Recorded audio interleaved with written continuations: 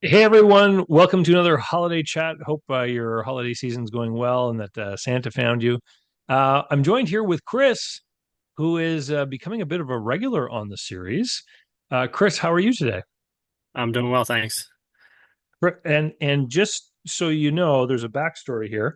I went and took a look just before Chris came on the line. Chris and I are going to be talking about his commercial landscaping business. If you want to hear the backstory, back in the holiday chats of 2022, Chris was on episode number 7. And then last year, 2023, talking about a cash flow crisis in 2022. In 2023, you talked about how you managed to resolve that and fight your way through. And you were in holiday chat number 12 of the 2023 season. And what happened next? I guess is the big Yeah, question, right? yeah. I think it'll be interesting, if we do this again next year, because um, it's just interesting from year to year. I mean, there's always new challenges. You never hit your stride. I think a lot of people will look at these acquisitions, or look at ETA and stuff like that, and they think, oh, it's passive, or I can install an operator, or you can do this, or you can do that.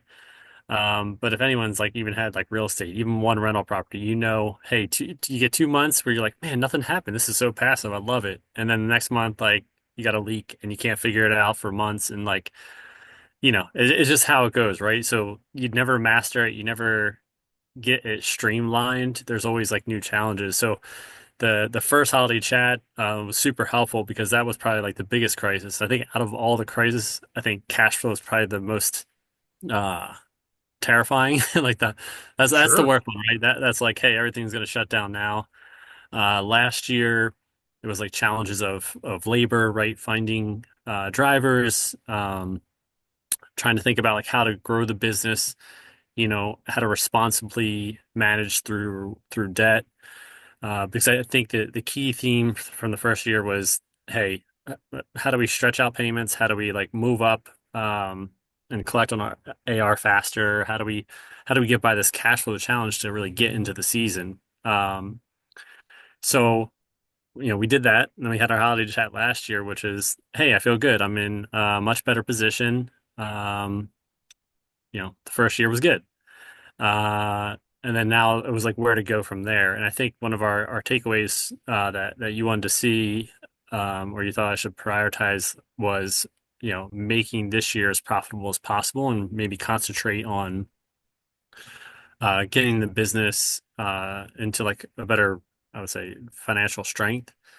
Balance Um, sheet strength, I think, was the theme, right? yeah, exactly. So instead of Yeah. like just going out and trying to acquire or trying to, be aggressive and be risky, I guess, with acquisition and taking on new debt and stuff like that. So we did that this year, and we also actually had snow, which was very helpful. So that just meant that I was starting out the year in a much better position, and I had a little bit more cushion and room to breathe. Um, and then I was even in a good position from a driver perspective, where I started out with a healthy amount of drivers, and then as the season goes on, like kind of all hell breaks loose eventually. Um, but I still ended up with enough drivers. So, you know, part of this is that it was another really strong year of sales.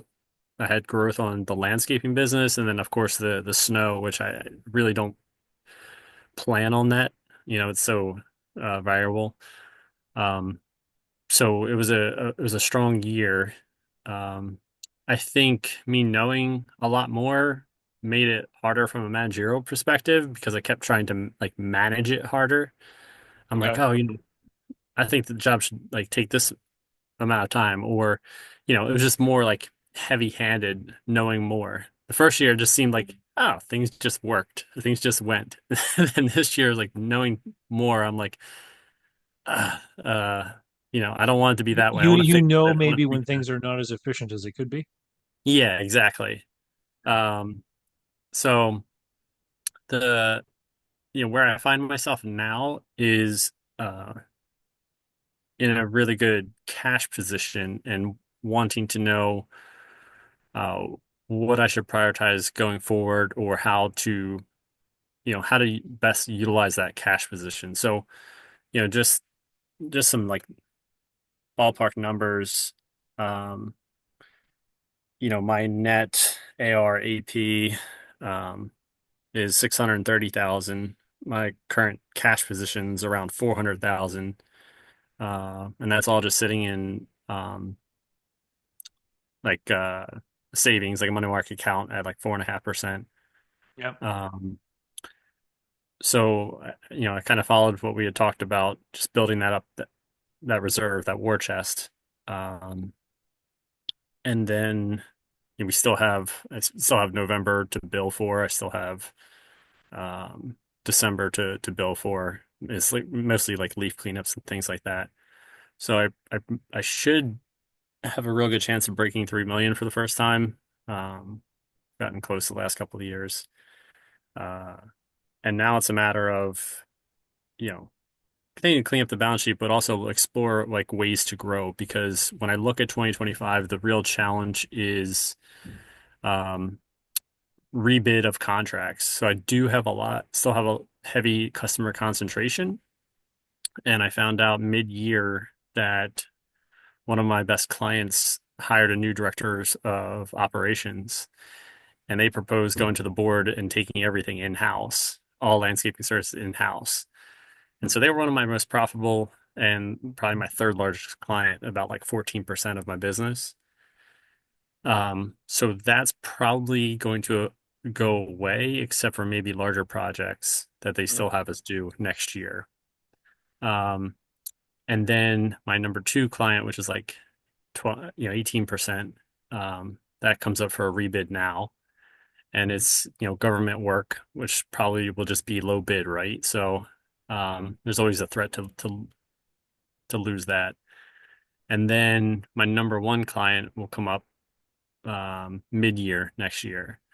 So when I think about the business, it's like, all right, there could be a huge swing in terms of both profitability and revenue and what the business looks like going forward.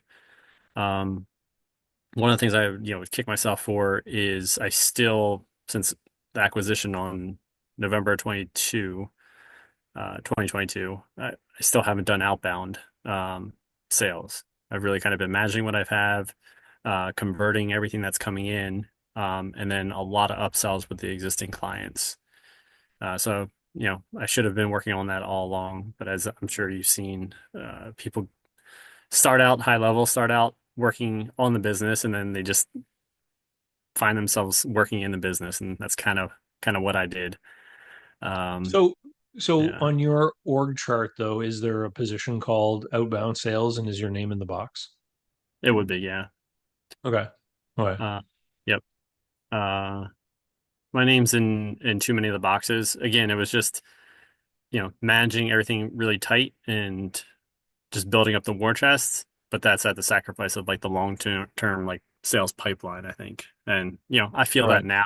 I feel that now that, so many of my customers are going out to bid again. Now I'm like, you know what? I should have had the pipeline full. I should have, done more, but it's all about like what I can do from here, right? So, Well, and you would never have gotten to this point if you didn't get the first set of crises dealt with, yeah. right? Yep. Yeah. And you would not be in a position of strength. I mean, it's one thing to go into a season of having to bid on contracts where you absolutely must get those contracts to live Yep. versus having, you said a whole bunch of cash and a huge net position in AR, right? Yeah. So, so I guess the question then is, um, what what else do you want to change in the business? I think I have a really good vision. Again, I'm saying it's a really good vision, like because I feel like I know how I want this business to run now. And last year was the first year, you're trying to learn every thing. You haven't even seen all the things that could break or where you're weak at. I think now, um, wearing so many hats, I've kind of seen where the gaps are, seen the company that I want to build, seen the culture, seen the issues that happens with personnel. Um, and now I have like a vision for the organizational structure. I think there's software that I need to implement to improve efficiencies and cut down on how much manual work there is. Hmm. There's the labor side of things where installing maybe a mid-level manager can take more of the work off of myself and my VP of operations and allow us to be out there and bid more contracts and just like again be focused on more high value uh, um, tasks. And then understanding like what clients and what like density that I want to shoot like go for. And you know, one of the biggest things that I want to do is reduce that customer concentration. You know, it's like I said, the top 10, 75%, top fives, 59%. It's just really it's too top heavy. Yeah, that is, yeah, that's really concentrated. Yeah. Yeah. And So you said that these three big contracts coming due sounds like more than a quarter of your revenue. yeah, so like the yeah. Um Yeah. yeah, the top three is 49%. So But and I I'm mean losing these one three of big them. ones coming up for bid this year is 49% of your revenue. Yeah.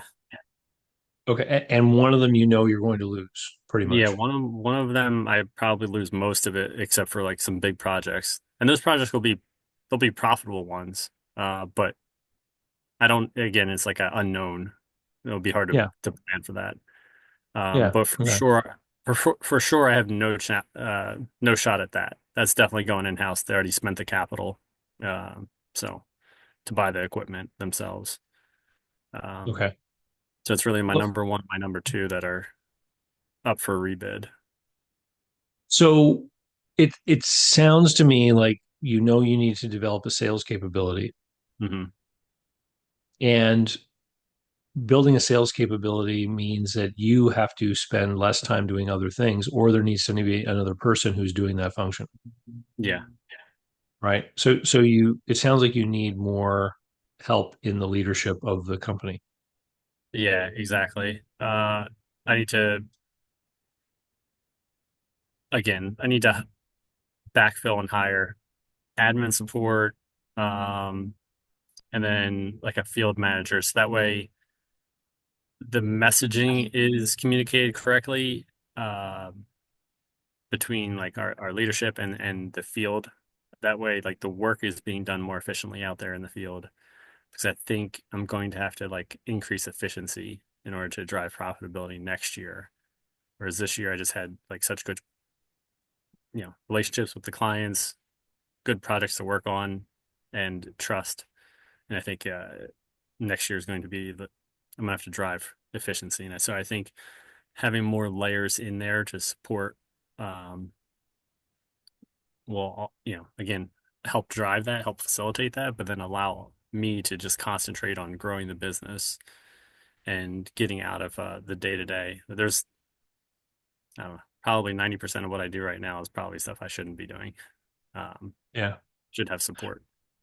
Okay. So, you know, when it comes to adding people, um, people kind of get freaked out because they see it as increasing your overhead, Yeah. right? People are fixed salaried people, with the exception of maybe some salespeople if they're commission based, right?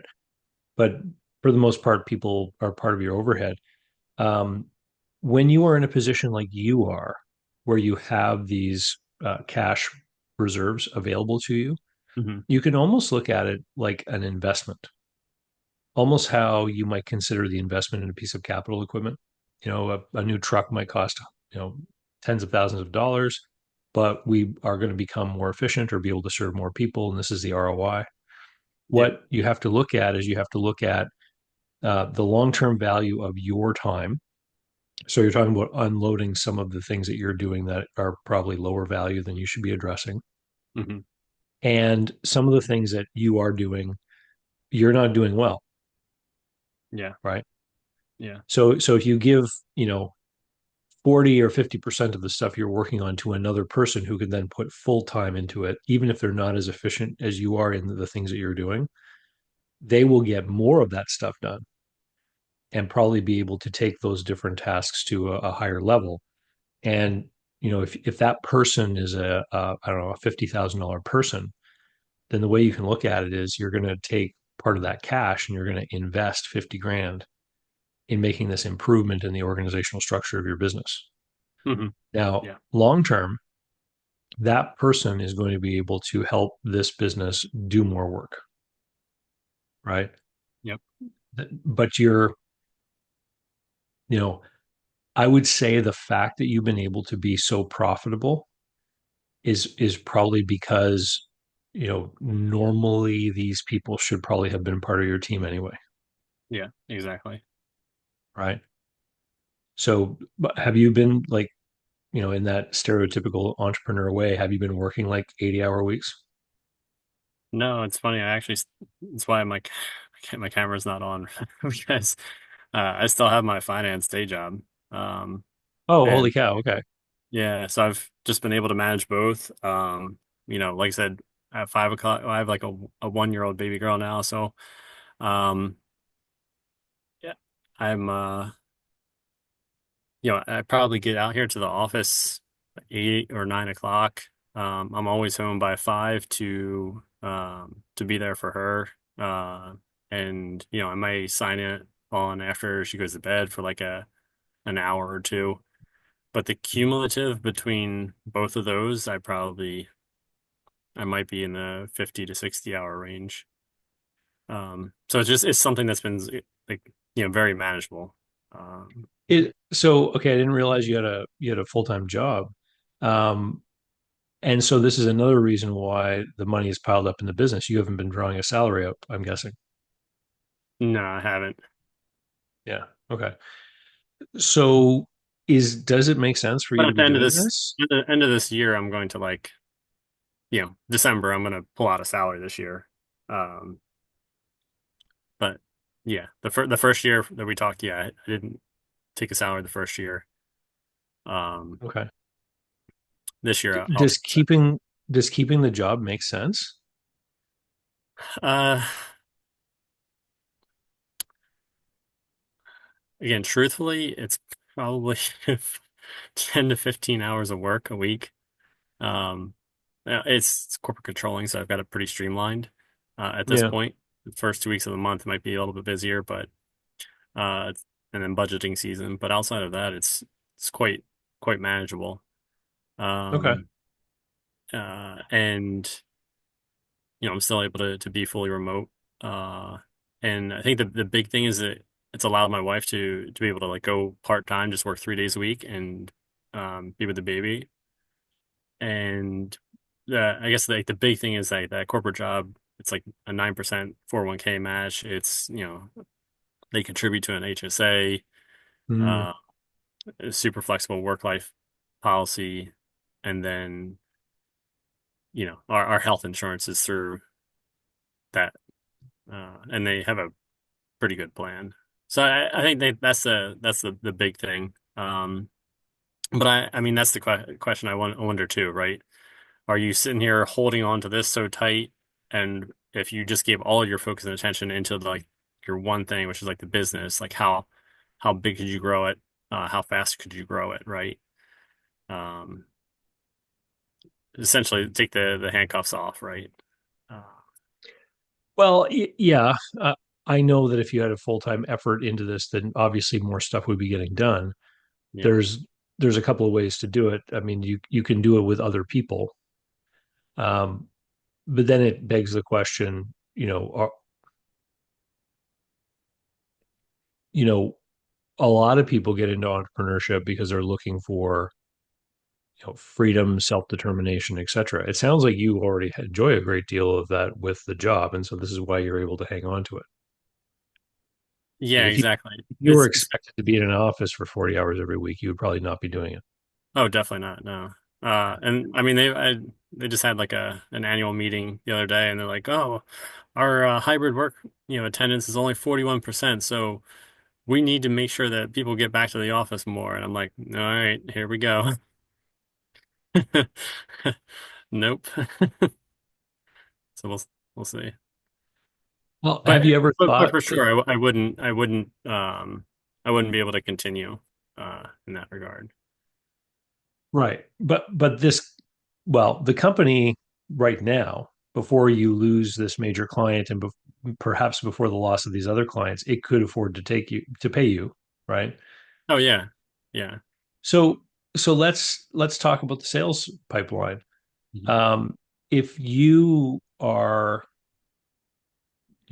putting a part-time ownership effort in, does it make sense to have your name in that sales box? Should maybe you not hire a salesperson? I think I could, with the way the business currently is, I could probably hire someone to be like a CEO type role or like a sales leader type role, and you could pay them 100 to 150K. I think that there's like a generous package that could go to someone to be in that role. Um, Well, before you bef- before you go looking for a superhero, yeah, are there other ways that it could be done? So for example, you said your name is in the box, and you also said you spend most of your time doing things you know you shouldn't be doing. yep. Would it be possible for you to offload a lot of those tasks to some other kind of middle management person that only costs, 50 or 60 grand? I have someone that has worked with us in the past before I bought it that is interested, and I think they would be around that 50 plus per year, bilingual. So they would, again, they've worked in the field, they have the experience, and then they have the bilingual ability to communicate. And that's kind of, I'm going to write an offer letter to that candidate because I think the demeanor might not be the best for, coming down hard on the guys or driving that in the field. But the hybrid role that I would be looking for is to like offload some of my responsibilities, some of the things that are in my box in terms of like client report outs and scheduling. That would take a chunk off my VP of operations. That would take a chunk off of what I do, and then Hmm. it would help us communicate the vision in the right way, something that we could grow and train to. This is the way we do it. This is the culture we want to build, and we can kind of like build out through that person. And I think that would allow me and my VP of operations, maybe me out there, or someone else that we hire in that sales capacity, doing that outbound marketing. And then my VP of operations will be freed up for the estimating, um, and the bidding part of it, which is where he Okay. excels. So so then do you need a salesperson, or do you just need like a lead generation slash inside sales kind of person just to be constantly cranking the effort of identifying and you know trying to shepherd these bidding opportunities in?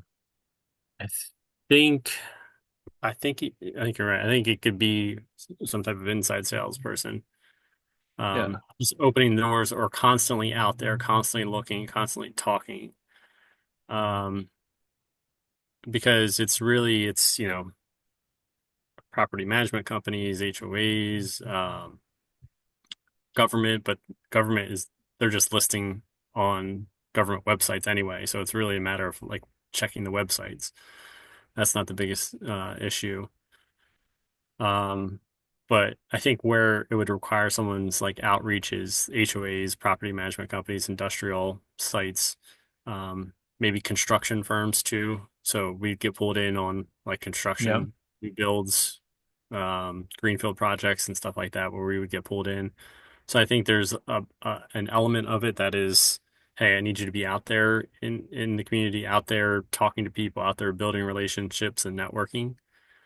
Um, and I think that that might be like a good role. Well, the reason why I said inside sales is inside sales are typically over the phone or virtual only. Hmm. And the reason why I bring it up is because if there is a role here for a full-time person just to be, taking care of lists of HOAs and reaching out to private companies and checking board, like government uh uh contract opportunity boards and all that kind of stuff. That person, if it could be an entirely virtual role, you could make that person's compensation based on sales growth, even though they're working on a team with your other leaders, right, to submit bids together. but that person could be like just a person that happens to be in a small town, right? Like who's looking for work. Like you could potentially find a person that needs to find a virtual job that could be very affordable to you, Hmm. but all of a sudden you're applying full-time capacity into this one thing, which is hunting down every possible potential customer that there is and discovering who does their lawn maintenance, who does their landscaping, do they have a contract, when does the contract end. Like you could have somebody actively building out a list of every HOA with who their current landscape company is and when that contract comes out for bid, That's so that true. you have a strategy to go after all of them, right? and Yep. and so it's we know it's not like it's not hard to say that plan. What is hard about executing that plan is just the fact that someone has to keep emailing, calling, submitting contact forms, whatever, to try to have conversations with the right people. Yep. And that full-time effort, if you had someone on that job, that's what's going to create the long-term sales pipeline. And if it is a completely inside job, then that just frees you to hire anyone anywhere. Obviously, somebody with knowledge of the local geography and communities is going to be better at this. I think that's what I've struggled at in terms of virtual assistants and trying to get like effective. I feel like the actual presence in the field or the presence in the community, you're just going to have that market knowledge and awareness of what's going on and who to talk to and be able to establish. I mean, maybe what it is you have a virtual assistant that is like just looking on the message boards. Here's our deal criteria, what we're looking for, and they could just be scraping different public data that's out there. But then the inside salesperson that you're talking about, which is, hey, they can be virtual, they can just be out in the field. Um, and then I would say, is that person more of like an hourly plus commission, or is it more of like a commission in your mind? Yeah, it's probably like an hourly rate plus a bonus structure because their effort may take a year to start to really bear fruit, Yeah. right? Um, Maybe, but I guess the reason why I'm saying virtual is an advantage is because there could be somebody that lives an hour away from you in a small country area that for some reason, because of family obligations, is desperately trying to find a way not to have to commute into the city, Yep. right? And that for that person to be able to work from home, like, then maybe they don't have such a high salary requirement because now they don't, their commuting costs are lower and all that other kind of stuff. But they could be very familiar with the area. And Yeah. maybe they do come in and meet with you guys every couple of weeks or something, Yep. right? But the fact that it could be a remote work primarily setup type of thing could, because when you said bring in a sales leader for 150 grand, to me that's like one of these superhero characters Yeah. where you need them to come up with an entire system of how to find customers and then go out there and like land some whales within 90 days. And Yeah. you'll find plenty of people to apply for that job and plenty of people willing to sign on and plenty of people willing to take that salary for several months. And then they're, if they don't produce, you just end up rinsing and repeating, Yeah. right? Uh, Yep. I think it's a far wiser use of money to hire somebody who every week can say, here are all the new HOA contacts I've made, or here are all the new facilities managers at different buildings that I've made contact with Hmm. and have found out, how they buy their landscape services and or when their contract comes up for renewal. Yep. Yeah, because I don't even have visibility into um all the different like client bases, right? Like government, HOA, property management. Like I'm not even sure, hey, when do these go out for bid or when are you normally thinking about this? A lot of like my industrial, like property management clients, they're asking me for my budget in June. And then, schools, they have like a fiscal year end of, June 30th. And then like the government, they have like a normal fiscal year where their bidding for the contract goes out in February. So it's it's not something where I'm like, oh, I know exactly. So I think getting this data would be key because then I can seasonally understand where the pipeline is and where we Yeah. need to focus the efforts. Well, and Um, private companies are just going to be whenever they happen to sign, it could be a multiple of yeah, years after that signature, right? yeah, So I think that's something that you could definitely do um, to grow the sales, and I think it would be a more fruitful investment of money, hmm and the behaviors or activities that you're going to want to track with that person are going to be a lot easier to track. You know, it's all about the number of contacts they've made or the number of conversations they've had, etc. I think that there should be a bonus based on their efforts delivering revenue, but it just could take a while, yeah, right? So they're going to need some kind of salary before things start to come full circle. yeah, yeah. Well, there's also, last year you wanted to talk about acquisitions. Um, that's something we can talk about here too. So I You, wanted to ask you about this actually. yeah. Um, because in terms of like that, so there's one, and basically the client that I'm losing or definitely losing is like a 400K chunk of business. There is a smaller company that we do have some routes along, like kind of in the same like territory as where they're located. Hmm. Uh, their business is about 400,000 a year, and it's basically me trading out like my one client for their 25 clients. So, there's an increase in the number of clients, but that's and they are concentrated themselves. But when you fold that in, it kind of helps to like reduce some of the customer concentration in my portfolio. Yeah. Um, the thing is, I'm like just struggling with what like an appropriate offer would look like for them because it's like your typical too small, right? It's 400,000 in revenue. If you do your normalizing adjustments, I mean, he's probably only taking home 50 to 60,000 a year. And it's someone who, older who wants to retire. Yeah. It's him and like four guys. There's really only one F550 dump that is like really attractive. The other pieces of equipment, I really care less about.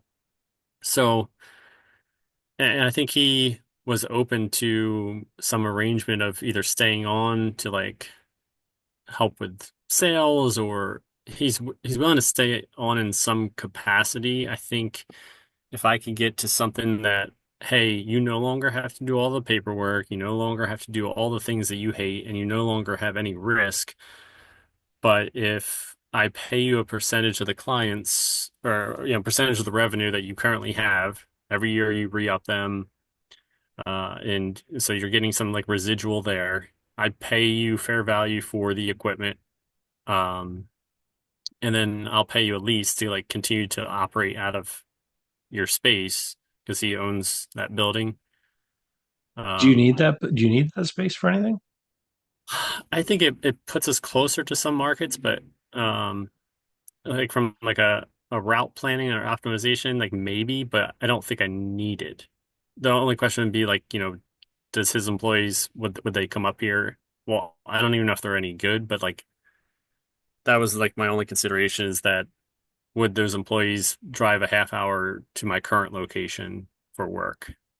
Answer is Just to probably drive yeah. back, just to drive back over there. Yeah, to Yeah. service that area. Um, Um, I was trying to okay. think of like attractive offer here because this, if I did this acquisition, okay, I replaced that 400 chunk, I diversify a little bit in the customer base, and then if I have this guy just be out there working on sales, and if you say, hey, 5% of your existing revenue, and including any upsells that we get through those customers, and then any new business that you bring, you know, another 5% on any new business that you bring in. Um, and then I could pay him like a per hour to like manage specific projects. Uh, So I'm just thinking like maybe that solves like this salesperson role. Um, It sounds like it to me because whenever somebody says that a business they might acquire is too small, one of my go-to concepts is, well, think about them like a salesperson. mhm. If you hired them as a salesperson and they brought these clients, what would you be compensating them? So you just answered that. You just said I'd give them 5% of revenue, right? I just And know because without doing the due diligence, you know, landscaping margins, I mean, they're pretty tight, right? So there's not that much room for me to, I think you can't really do more than 5%. I think just strictly mowing, I mean, that's pretty much where you're at. So it has to be on like, you have to make your money on the project work and um, some of the upsells and things like that. So that's the only thing I could think of, which is 5% is probably without doing, I haven't done any due diligence on it to know where his margins might be, but that's just what I was thinking. yeah. Oh, well, and the thing is, you make them the offer. You say, I'll buy your equipment. Mhm. I would buy it all. Yeah. You never know when some of it might be useful as backup stuff or whatever. Yep. But you don't want him out selling it used to someone who's going to become a competitor of yours, Yeah. right? Like the zero turn machines and stuff like that. Hmm. So you buy his stuff and you give him a percentage of revenue from the clients on his list. And maybe you give him a higher percentage from the customers he brings over to kind of think of it something like this. You could say, I'll give you 5% on all revenue that you bring in, existing or new clients. Hmm. But on that book of existing business that you bring in for the first 5 years, I'll give you a bonus percentage every year to represent the goodwill of the business you're selling me, Okay. Yeah. right? Yep. So it's a temporary extra amount that comes in. And if the pricing is updated every year, it honestly doesn't matter if he hasn't bid them quite correctly because you'll just be able to change the price the next year. Hmm. And if the customer says, no, that's too much, I'm quitting with you guys, well, then you're paying them a percentage of zero. Yeah. So there's built-in risk management in that, unless he's got contracts that run several years. I don't know. No. So that was my issue. This business has been out there for a year and a half. And like I said, the market's telling him the broker priced it at 360,000. I'm like, you got to be kidding me. Like so he set him up in like a no-win position, really. He anchored him way too high. So, that's it's kind of still out there. And what I had talked to him before was like, you know, it would be a struggle to get to this number. So maybe there's something that's more comfortable. And you can look at this like, man, I'm working so hard and I'm only making 50 to 60K a year. Well, here I can have much more free time. I can go out and I know exactly what happens if I bring in new business. Um, and last year I gave him the feedback. I said, none of these contracts are like really like written contracts beyond a year. Like you Mhm. renegotiate every year and you say that, oh, I've gotten my price increases each year. And I'm like, there's no, there's no multi-year contracts. There's nothing for me to underwrite. Like every December I could lose something. I have no idea. And it's based on like your relationships with these people that go back, decades. So, it's tough, but I think this might be the approach. Yeah, and but don't limit it to him. I mean, you should be, one of the things that this inside salesperson could do that we were just talking about is also be maintaining a competitor list Yeah. and having a list of all these smaller landscape companies that are out there. Because you might want to create a program where you're mailing them a letter every 6 months, Hmm. That's true. right? Um, you know, because you are a successful operator and you're a pretty good sized company for this industry, um, you have a lot of credibility with people in this industry that have smaller operations.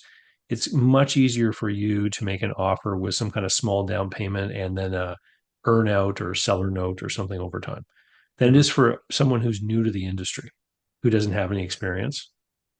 Yeah. And You think so, I'm so go ahead. Well, I was just going to say things happen in people's lives that they don't anticipate, right? People get sick, marriages break down, other catastrophes happen, people become mentally disengaged from the business, they just don't like it anymore.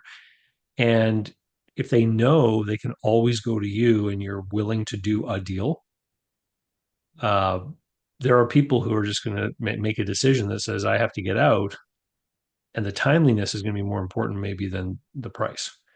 Hmm. And then there's some people who are going to be motivated to get out with you if they know, hey, I can just sell to Chris and I don't have to, pay a broker. Yeah. Yeah. Yeah. It's interesting. It's like like marketing to these business owners who are probably, they're going through similar stuff every year.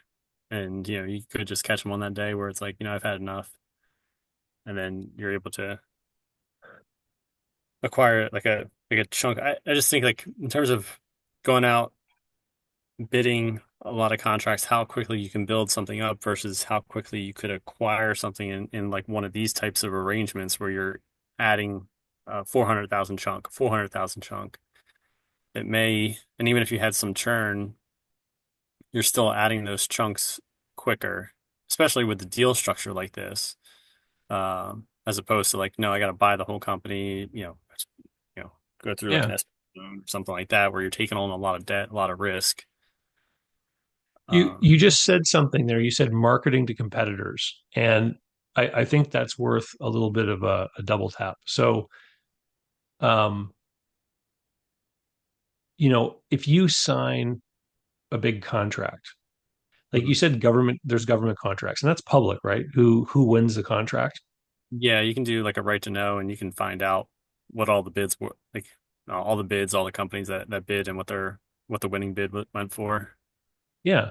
So so for example, if you develop this list of all the competitors in the region Hmm. and you're sending them out letters that say, hey, if you decide that you want to sell your business, give me a call or whatever. Every time you win a big contract, you should be mailing that to them. Yeah. You should say like, hey, my company just signed this other big new deal and it's really great. It shows that our systems are really great and we're doing things right and all this kind of thing. If you want to join a winning team, even if you're too young to retire, we've probably got a place for you and we can fold your operations into ours. Hmm. Like these people who sell to you don't necessarily have to be retiring or leaving the industry. I kind of felt like that, right? Like strength in numbers, or just, um, what if because I'm out and I'm driving and I'm seeing people. I know that's the owner in there. He's got nice equipment, nice stuff. But he's out hustling every day. So like I know if he's in that truck, then he's not out like growing the business. I know he's probably working 80 plus hours a week. And I don't know, like one of my boss is that, hey, why don't you come in and run under me? Um, and you lose the risk of loss, right? Like, risk of getting sued, uh, risk of, not being able to make payroll and all that stress that comes with it. Maybe having some like creative structures or just like folding their business in. Because I don't run things in like a micromanagement way. Like I'm an entrepreneur. I know I don't like that.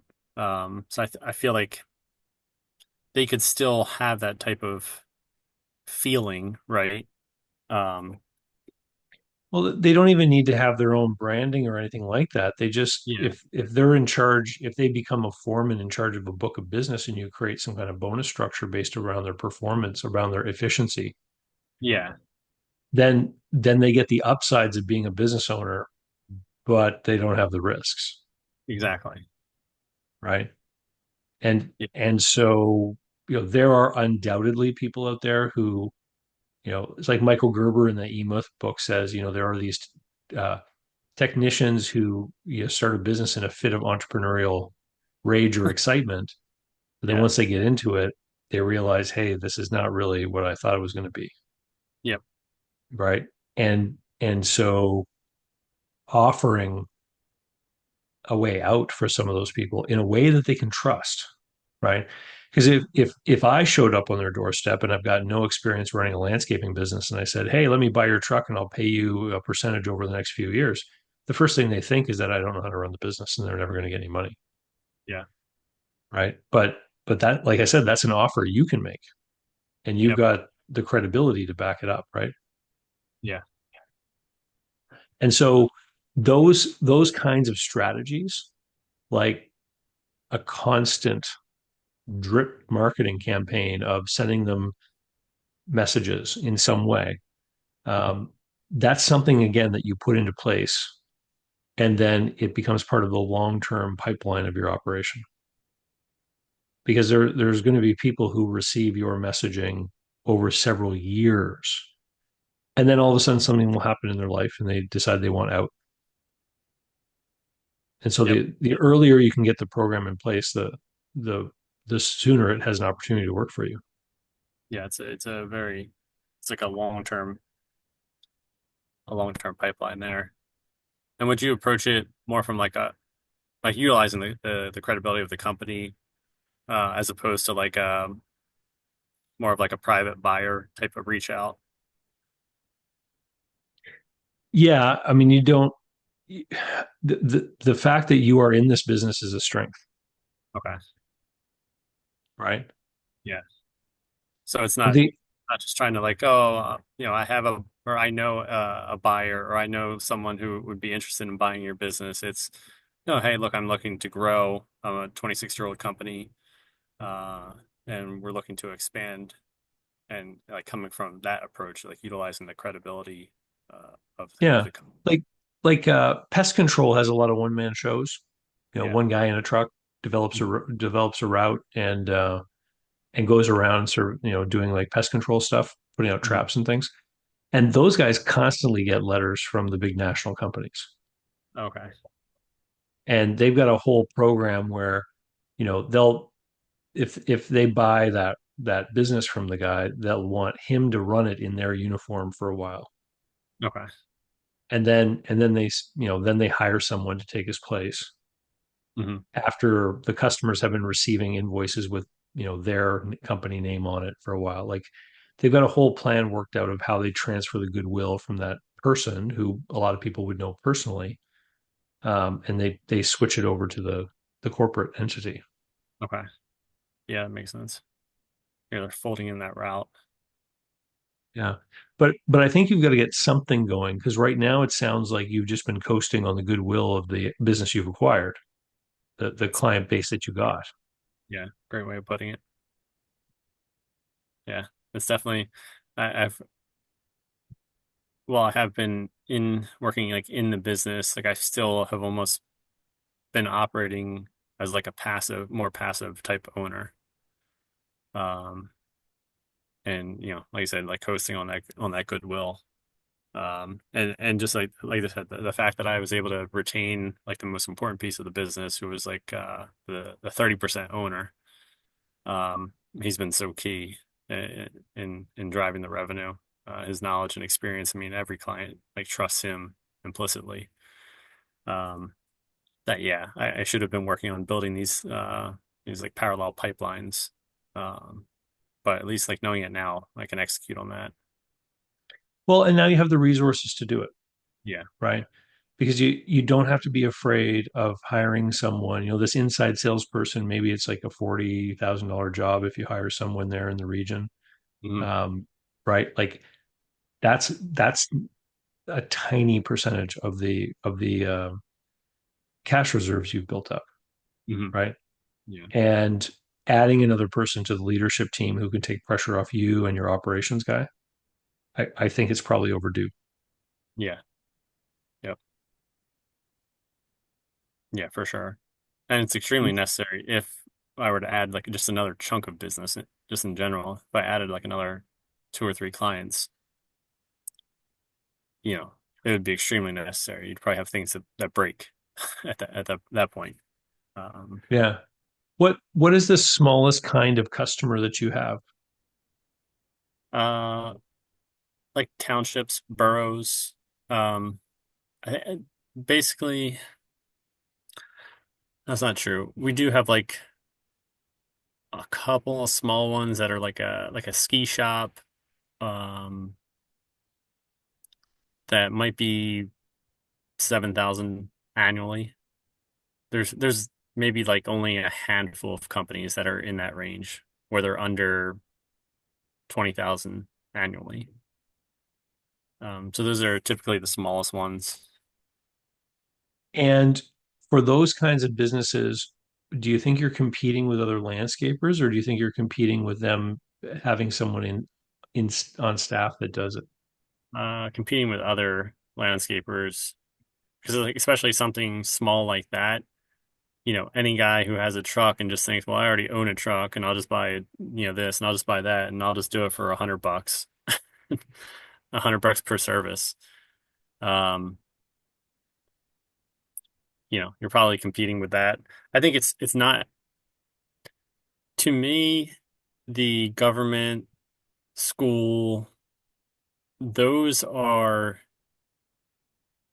the most difficult because of the right to know. And someone files the right to know, they see, okay, these are mostly like 3 and 4 year, 5 year contracts. So what a lot of these like small operations do is they just get the right to know. They see where the contract was. They can see like, okay, what was the last, most recent or like the final year of the contract.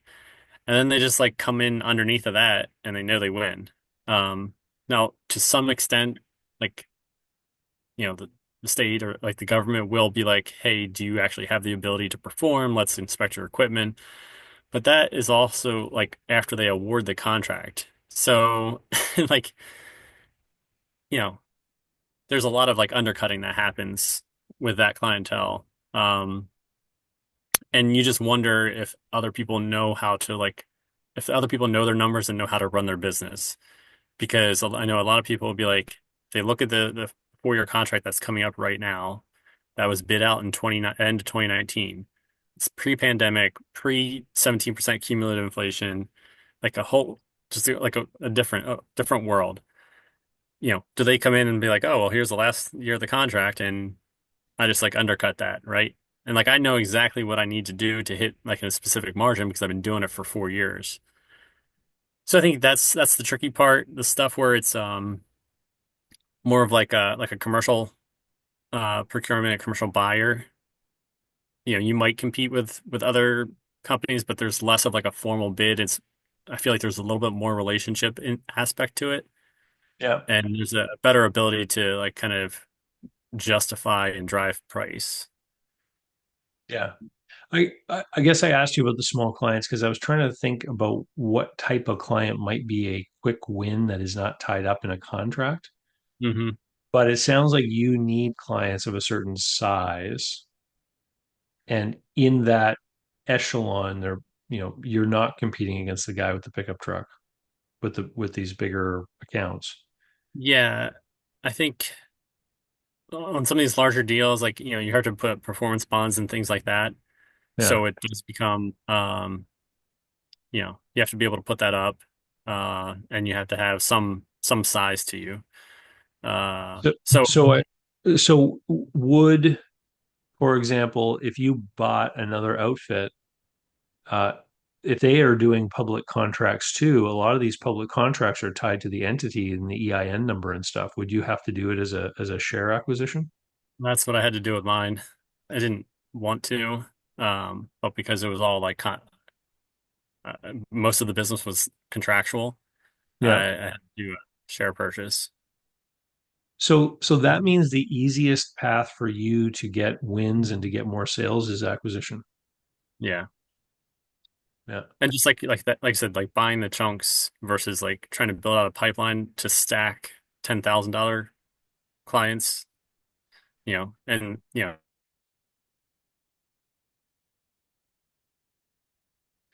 I think that in the long term, it's cheaper perhaps to grow organically, but you've got to set up the infrastructure and invest in it, and you have to wait until contract openings to have it bear fruit.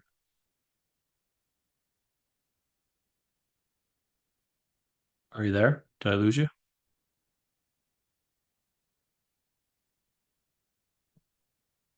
Hello?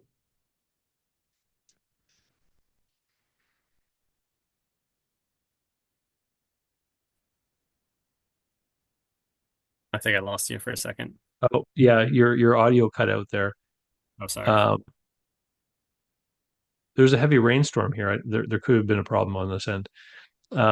So sorry, I was saying it sounds like acquisition is the quickest path to getting new work, but I think building out the sales pipeline is something that you need to do to get that infrastructure in place because Yeah. I think ultimately acquiring customers that way will be cheaper. Yeah. If I didn't have to go up 5% of the, revenue on everyone, it'd be much cheaper to do it organically. Right. Like in terms of like if I, going through the acquisition and I say, hey, let me give you 5% of revenue for everything you already have, then, I'm already cutting into my whatever margin is there. I'm hoping for like the synergies. I'm hoping to be able to unlock that value. But yeah, you're totally right. It's cheaper to grow organically and build out route density, drive efficiency. Yeah. If you put like a inside salesperson in place whose job it is to build this pipeline and you pay that person 50 grand, well, then they need to ultimately within a year or two start to be responsible for having brought in more than $250,000, Hmm. or else they're costing you 5% too, That's true. right? Yeah. So the cost is always going to be there, but I think that person working on that internal long-term lead system, they're going to bring in maybe it'll take them a year or two to bring in $250,000 worth of contracts, but those contracts are all going to be 3 4 year contracts, right? Hmm. And so the year after that, they bring in another 250,000. And the year after that, they bring in another 250,000. And pretty soon, after 4 years, there's now $1 million. That's kind of the fruit of their effort, Yeah. I know it makes a lot of sense. right? So the sooner you start, the better. Yeah. And like I said, the season's ending, so there's a lot of time to like focus on this and build this out. Um, It'd be like a heavy planning season. I would say now's the time that you want to have activity for going right now because anyone out there who's dissatisfied with their service provider, Hmm. I don't know, maybe they're reaching out to you. I don't know. Have you ever gotten an inquiry like that? Somebody looking for a bid because they want to move? Yeah. Yep. Yeah. Yeah. Like I said, I have been able to grow the business each year with and add on new clients. But it's been people calling me, and it's been I work, on some of them. It's I have some of their other industrial portfolios, and whoever's currently servicing this one business complex hadn't been taken care of, or and my high service level over here, they're like, hey, might as well just have you do our whole portfolio. So we're That's smart. trying to get it that way. But again, I think this like outreach and letting people know um, is important. I think we have enough like reputation to be able to do that. Yeah. So we're coming up here to the end. Anything else you wanted to cover before we said goodbye? No, I think that those are the big things, right? Because there's always like a challenge for the next year, and I think this will be an interesting one. I think um, it'll be fun to see how this plays out, but I feel good about this, what we talked about, fitting that into like the plans that I and the vision that I had for how I want this company to run, like going forward. Yeah. I think I think it's great. I think you've had a really successful year. Um, and I'm glad you took a year to build the balance sheet because I think Mhm. that you've got a lot more options. I think if you had done some acquisitions last year with debt and now you were facing the drop off of some of these big clients, you'd be in a very different position. Yeah, it would have felt like I acquired another company just to replace what I acquired last year. It's almost like Yeah. you're literally just trying to keep buying your way out. Yeah. Yeah. All right. Well, good luck, man. Yeah, I appreciate it. Thank you for this time. All right. Have a happy holiday season. We'll talk to you later. See ya. Bye.